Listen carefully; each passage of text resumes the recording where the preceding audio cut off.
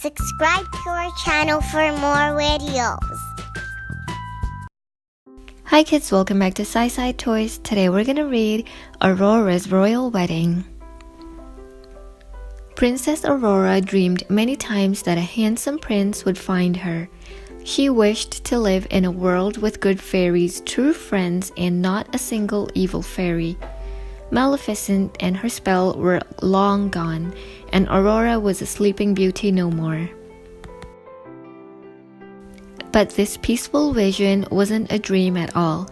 It was real, even though their royal parents had decided years earlier that Philip and Aurora would marry. The young couple had fallen in love not as prince and princess.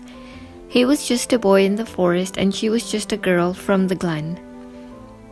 It was important to Philip to ask for Aurora's hand in marriage himself. She, of course, said yes. Word of the royal wedding spread far and wide. It was the biggest announcement since Aurora's homecoming. With the wedding celebration only a day away, the kingdom set off to prepare. Prince Philip made sure Samson had a bath by promising him an extra bucket of oats and a few carrots. Even King Hubert and King Stefan found a job to do, tasting treats. "Everything seems well in hand, Your Majesty," said Flora. The Queen smiled. "Yes, it does, and I couldn't be more delighted to have my daughter home. I leave you now, Aurora, to enjoy the fun of choosing a dress."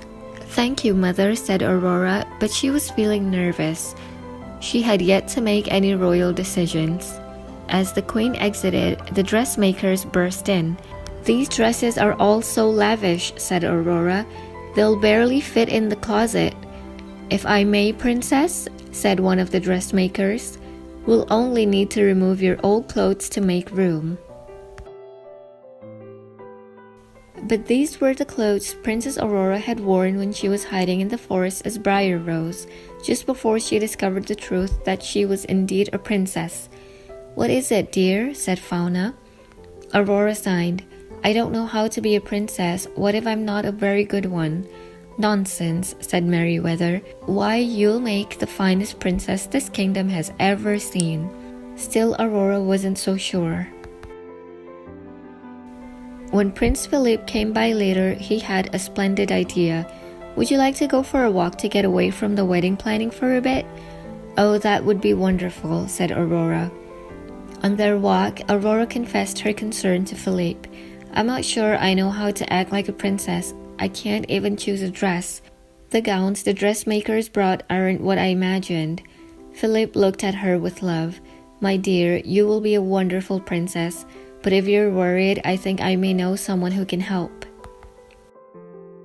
Back at the palace, Flora had a plan. "Let's use our wands." "Magic won't help," said Fauna. "We don't know how to be a princess."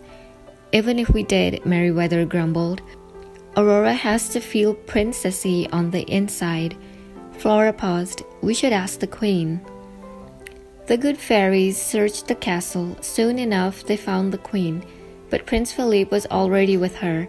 "You see, Your Majesty," he was saying, "I think she would appreciate some help, some reassurance from you, her mother."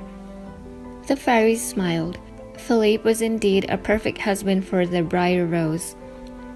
All together, they led the Queen to Aurora.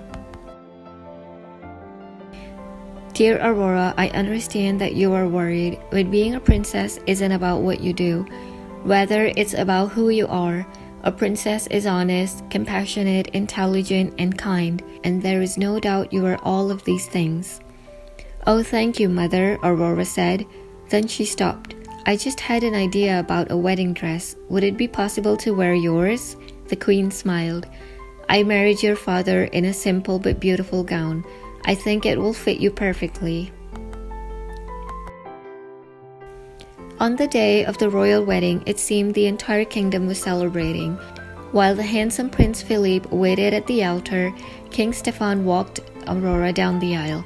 She looked every bit a princess in her mother's dress, and she was starting to feel like one too.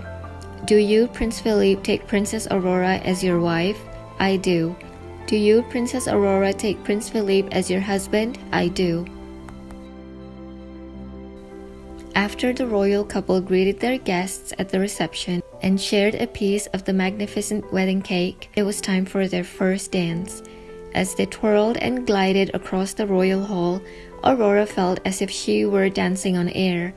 She was surrounded by true friends, and no evil fairies had sprung up unannounced.